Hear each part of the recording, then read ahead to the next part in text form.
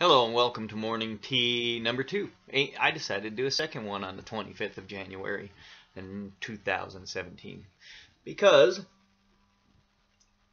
in the process of talking about God being real, you always have to deal with the science. And here are the simple realities of the science as far as I'm concerned. Science has done more to prove God is real than to prove that he isn't. And there are those people who don't understand that, don't believe that, don't agree with that. So here is the way I look at things. First of all, carbon dating. Not carbon dating, radiometric dating. But let's stay with carbon-14, because carbon-14 is really a key thought pattern here. Carbon-14, we know exactly how much carbon-14 is created in the atmosphere, and we know how much decays. We know what its half-life is. And so, even if you determined that there was no carbon-14 in the air when the world was first created, if you walk backwards from right now, using all of the math we can, we only come up with 25,000 years. All right, now scientists have tried to explain all of that away, and they've been able to stretch it to 50 or 60 or 70,000 years. But guess what? That doesn't really come up to millions of years. And of all the scientific facts, the fact is we know how much carbon-14 is created in a day and how much decays.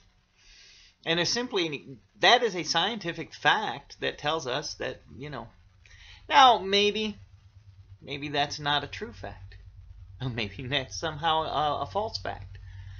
But it's also a fact based solely on the idea that at some point there was no carbon-14 in the atmosphere. Now suppose when the Earth was created that there was actually almost as much carbon-14 in the air as there is now. Well, then all of a sudden the Earth becomes what? 3, 4, 5, 6,000 years old. That's just one of the scientific evidences. Obviously there are more. There are 1,000 creatures out there that there is no logical step of evolution for them. So to the point now that there are scientists out here saying, hey, we don't actually have to look for transitional steps for these creatures. We can just say that they just happened. They just came into existence. They just all of a sudden, without step-by-step evolution.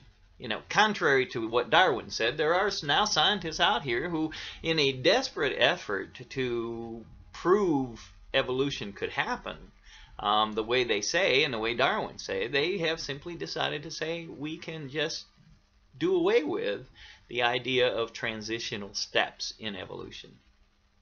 Well, there are things like the bombardier beetle, that if it just happened, it literally has to have just come from some beetle and all of a sudden created 2 chambers where it mixes in another chamber where it mixes chemicals and all of the canon works and all of the stuff. And I've read what evolutionists say about the bombardier beetle, and it's kind of almost funny because somewhere at some point they just say all that it really has to do, the chemicals were in different beetles, so all this thing really had to do was just create the 2 chambers, put the chemicals inside, and have just another encyclopedia worth of DNA material or DNA coding and information.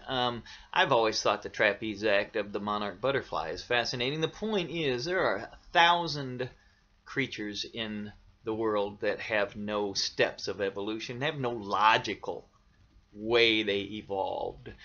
So they either were created or somehow they just magically poof appear, like some scientists now want to say.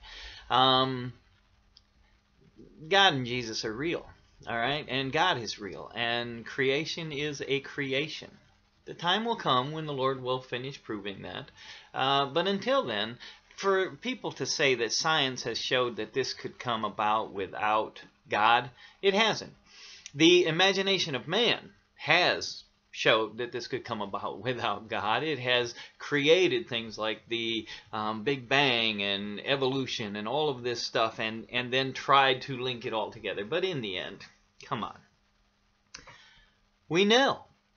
We look at the creation and we know it's a creation, and it didn't just happen. I'm K. Ross Newland. This is Morning Tea.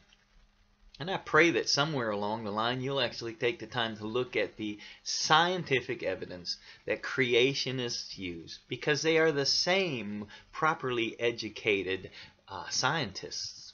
They have the same degrees as the ones who say it didn't happen that way. Look it up. Have a blessed day.